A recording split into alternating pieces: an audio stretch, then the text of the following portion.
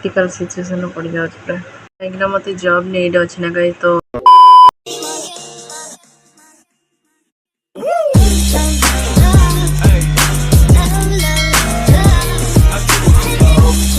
Welcome back to my YouTube channel Anita blogs. तो आ गोटे ब्लॉग आपण मानक स्वागत करुच्ची।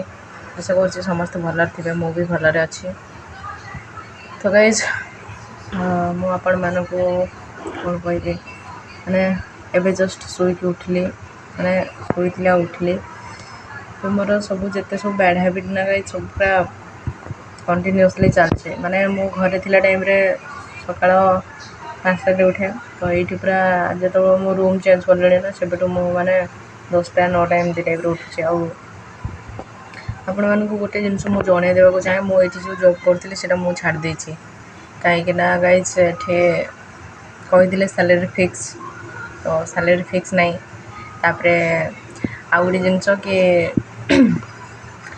जो आमर रोचे मुझे क्रेडिट कार्ड ये ना तो क्रेडिट कार्ड हिसाब से पैसा दौले से मैंने तापर से क्रेडिट कार्ड पैसा जोटा दौले से कार्डटा माने क्रेडिट कार्ड जी कार्ड आउट जी होते से पैसा दौले तापर कार्ड आउट रु पुणी जदि लीव तुम जदि नहीं कहले जी माने तुम ये से लीव माने कार्ड आउट रु पैसा से पैसा पुणी जदि लीव भी होचे से लीव भी काटुले तो मत से भल लगलानी तो मुझे जहाँ भाविक आसती सब प्लान सब ये चोरमार तो ये मुझे डिसाइड कर घर को पलैबी घर को पलैया डिसाइड भी कर नी गाइज कहीं घर भी कॉल आसला कि बापा भी बहुत हैरान होती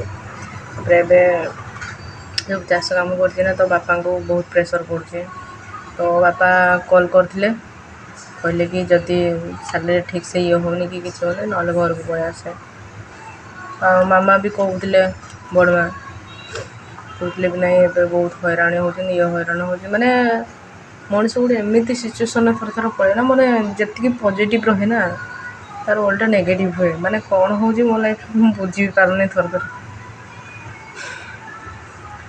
क्या कौन कह कौन करी मुझे मैंने एत कन्फ्यूज पकई दूसरी ना ये सब सिचुएसन निजे बुझी भी पारे तो मुझे जान भी पारे मुझे घर को जी ना ये रही ये जॉब गुड़ा जो मिलूँ ना जब रिसेंट माने 3-4 दिन हम मोर गोटे इंटरव्यू थी ये बाणी बिहार कि सल्यूशन गोटे तो मुझे गली कहीं मुझे जो रूम चेंज करना कहीं मुझे मात्र माने 3 मास होती 3 मास भर मुझे 3 थर रूम चेंज कले तो मुझे माइंड रे से जिनस रखली मुझे जॉब है से तो जीवा आसवा हो पारनी कहीं मोर ये प्रॉब्लम अच्छे मनी प्रॉब्लम सो जाई हेनी तो जदि मु चेंज करी कहले भी तो करें तो मुझे से सिलेक्ट हो गली कि जदि भी हो गला जॉबटा तो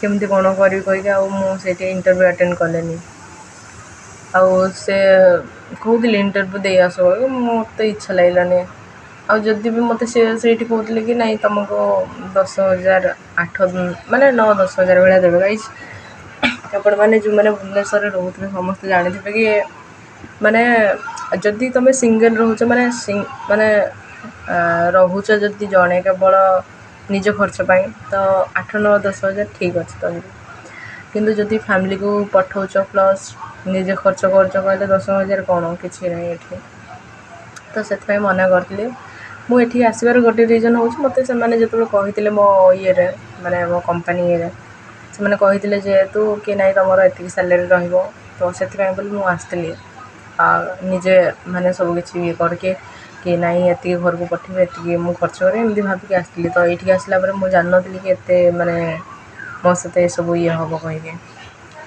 तार मुझे रिसेंटली मझे HR सहित देखा करने जाइए कि से कहे कि नहीं तुमको आगु कह जाए जिनस घर भी पूरा मो सिचुएसन माने पूरा क्रिटिकल सिचुएसन पड़ जाऊँ पूरा जहाँ भी गोटे भावी तो पूरा तार उल्टा हो मोपाई हो कि मो डिसीजन हो कौ डिसीजन हो जानी पारे सैलरी मत ये कहते ये कहीकि आसले ये आसला पर एमती टाइप माने गोटे जिनस जानते ना गाइज माने पिला एत ये बनाऊँ ना छाड़ तो से पिला जब थे କମ୍ପ୍ଲେନ୍ କରିବା ଷ୍ଟାର୍ଟ କରିବ ତ ତାଙ୍କର କ'ଣ ହେବ ସେମାନେ ଜାଣିନାହାନ୍ତି।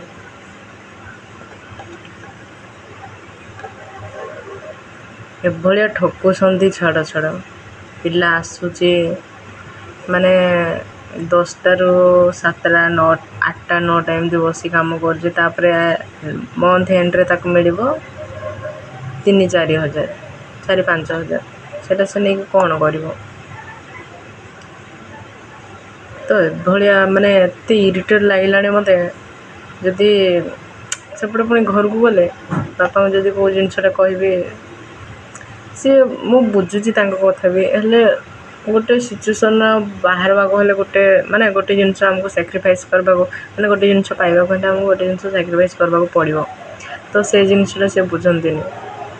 ତ ମଣିଷ କ'ଣ କରିବ, ମୁଁ ଟେନସନ୍ରେ ପୁରା ରହୁଛି। ତାପରେ ଗାଇଜ ମାନେ ଯେଉଁଟା କହିବା କଥା ନାହିଁ ସେ ଜିନିଷଟା କହୁଛି। ଏବେ ଲୋନ୍ ଚାଲିଛି ଘରେ ନା, ତ ବାପା ପୁରା ହଇରାଣ ହେଇଯାଉଛନ୍ତି। ନିଜେ କରିକି ନିଜେ ଖାଇକି ଇଏ କଲାବେଳକୁ ସବୁ କିଛି ହଇରାଣ। ତାପରେ ଏପଟେ ତାପରେ ମୁଁ ଯେତିକି ଭାବିକି ଆସିଥିଲି ସେତିକି ସାଲେରୀ ପାଇବି, ଆଉ ଅଧା ସାଲେରୀ ଘରକୁ ପଠେଇବି, ସେଗୁଡ଼ା ହେଉନି। ମୋ ବ୍ଲଗ୍ ଯଦି ମୋ ରିଲେଟିଭ୍ ମାନେ ବି ଦେଖୁଥିବେ, ସେମାନେ ଭାବୁଥିବେ ନାଇଁ ଖାଲି ଜବ୍ ଛାଡ଼ୁଛି, ଇଏ କରୁছে ସେ କରୁছে। ମୋ ସାଙ୍ଗଟାକୁ ମଝିରେ ବି ସେ ଏମିତି କଲ୍ ମାନେ ମେସେଜ୍ ହ୍ୱାଟ୍ସଆପ୍ରେ ତା ସହିତ କଥା ହେଉଥିଲି। ସେ ମୋତେ ପଚାରିଲେ ଏମିତି କି କ'ଣ କରୁଛ, ଏମିତି ମୁଁ କହିଲି କି ଏଇଠି ଅଛି, ଅଫିସ୍କୁ ଟିକେ ଆସିଛି। ଆଉ ଜବ୍ ପାଇଲେ ମୁଁ କହିଲି ଜବ୍ ପାଇଥିଲି କିନ୍ତୁ ଛାଡ଼ିଦେଲି। ସେ କହିଲା ତୁ କେତେ ଜବ୍ ଛାଡ଼ୁଛୁ? ଜବ୍ ଦେଖନ୍ତୁ ଗାଇସ୍, ମନା କରୁନି କାମ କରିବାକୁ, ମୋତେ ଭଲ ଲାଗେନି ସେମିତି କହିପାରିନି। ଭଲ ଲାଗେ କାମ, ଭଲ ଲାଗିଲେ ହେଲେ ବି ଆମକୁ ଆମେ ଜବ୍ କ'ଣ ପାଇଁ କରୁଛେ? ଫାର୍ଷ୍ଟ କଥା ଆମେ ଜବ୍ ଏଥିପାଇଁ କରୁଛେ କି ଆମକୁ ମନ୍ଥ ଏଣ୍ଡରେ ଗୋଟେ ସାଲେରୀ ମିଳିବ, ଯେଉଁଟା ଆମେ ନିଜେ ଖର୍ଚ୍ଚ କରିବେ ପ୍ଲସ୍ ଘରକୁ ପଠାଇଦେବେ, କି ଯିଏ ବି କି ନିଜେ ଯେଉଁମାନେ ଘର ଯାହାର ଫ୍ୟାମିଲି ପ୍ରୋବ୍ଲେମ୍ ନଥିବ ସେମାନେ ନିଜେ ଖର୍ଚ୍ଚ କରିବେ। ତ ସେଇଥିପାଇଁ ଆମେ କାମ କରୁଛେ ନା କି ଜବ୍ କରୁଛେ। ତ ସେଇ ଜିନିଷଟା ଯଦି ତୁମେ ସେତିକି ଇଏରେ ତୁମକୁ କହିଥିବେ ଦିଆହେବ, ସେତିକି ଯଦି ତୁମକୁ ଦେବେନି, ତା'ର ଅଧା ଦେବେ, ତ ତୁମେ ସେଇଟା କେମିତି କ'ଣ କରିବ?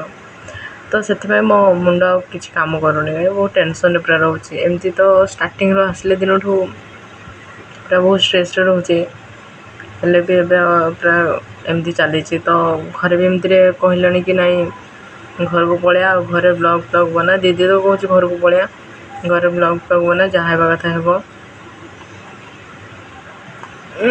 ଆଉ ଏମିତି ସବୁ ହେଉଛି କହିଲେ ମୁଁ କେମିତି କ'ଣ କରିବି, ମ୍ୟାନେଜ୍ କରିବି? ମୋ ମାଇଣ୍ଡ ମାନେ ଟୋଟାଲି ପୁରା କନଫ୍ୟୁଜନ୍ରେ ରହୁଛି ମୁଁ। ତ ହଁ, ଆଉ ଗୋଟେ ସମସ୍ତଙ୍କୁ ଗାଇସ୍ କି ଜଣେଇ ଦେବାକୁ ଚାହୁଁଛି, ଯଦି ଭୁବନେଶ୍ୱର ଇଏରେ କିଏ ରହୁଛନ୍ତି, ପଟିଆ ଭିତରେ, ପଟିଆ, ଡମଣା, ଚନ୍ଦ୍ରଶେଖରପୁର, ଏଗୁଡ଼ା ଏଇ ସାଇଡ଼୍ରେ କିଛି ଯଦି ଜବ୍ ଅଛି, ମାନେ ମୋତେ 12-13 ହଜାର ଭିତରେ ଯଦି କିଛି ବି ଇଏ ହେଉଛି ତ ମୋତେ ପ୍ଲିଜ୍ ମାନେ କମେଣ୍ଟ କରିବେ, କାହିଁକିନା ମୋତେ ଜବ୍ ନିଡ୍ ଅଛି ନା ଗାଇସ୍। ତ ସେଥିପାଇଁ ବୋଲେ ମୁଁ ମାନେ ଡିସାଇଡ଼୍ କରିପାରୁନି କ'ଣ କରିବି। ଘରକୁ ପଳେଇଲେ ବି ବାପା ବି ହଇରାଣ ହେବେ। ମାନେ ଏତେ ମାନେ ମୋ ଲାଇଫ୍ରେ ମାନେ ଆପଣମାନେ ଦେଖିନଥିବେ ଏତେ କନଫ୍ୟୁଜ୍, ମାନେ ମୁଁ ଏତେ କନଫ୍ୟୁଜ୍ ରହେ ନା, ସବୁ ଜିନିଷରେ କନଫ୍ୟୁଜ୍ ରହେ, କିଛି ବି ଡିସାଇଡ଼୍ କରିପାରେନି ହଠାତ୍। ଆଉ କନଫ୍ୟୁଜ୍ ଯେଉଁମାନେ ରୁହନ୍ତି ଭଲ ନାହିଁ, ସେଇଟା ମାନେ ନିଜ ଫ୍ୟୁଚର୍ ପାଇଁ ସେଇଟା ବହୁତ ପ୍ରୋବ୍ଲେମ୍। ତ ମୁଁ ବହୁତ କନଫ୍ୟୁଜ୍ରେ ରହେ, ମାନେ ସେମିତି ସିଚୁଏସନ୍ ପଳେଇ ଆସେ ନା, ମୁଁ ସେଥିପାଇଁ କନଫ୍ୟୁଜ୍ରେ ରହି ଜାଣିପାରିନି। ତ ବାସ୍ ଆପଣମାନେ ଟିକେ ସପୋର୍ଟ କରନ୍ତୁ, ଆଉ କିଛି ନାହିଁ। ଆପଣମାନେ ଭାବନ୍ତୁନି ଗାଇସ୍ ସବୁବେଳେ ଖାଲି ସାଇଡ଼୍ ଭିଡ଼ିଓ ବନାଉଛି, କାହିଁକିନା ମୁଁ କଥାଟା ହିଁ ତ ଆପଣମାନଙ୍କୁ କହୁଛି, ମୁଁ ବି ଯାହା କିଛି ବି କହୁଛି। ତ ଆଜିର ବ୍ଲଗ୍କୁ ଏଇଠି ଏଣ୍ଡ୍ କରୁଛି, ପୁଣି ଆଉ ଗୋଟେ ନ୍ୟୁ ବ୍ଲଗ୍ରେ ଦେଖା ହେବ। ସେଥି ପର୍ଯ୍ୟନ୍ତ ମୋତେ ବିଦାୟ ଦିଅନ୍ତୁ, ରହୁଛି, ଟାଟା।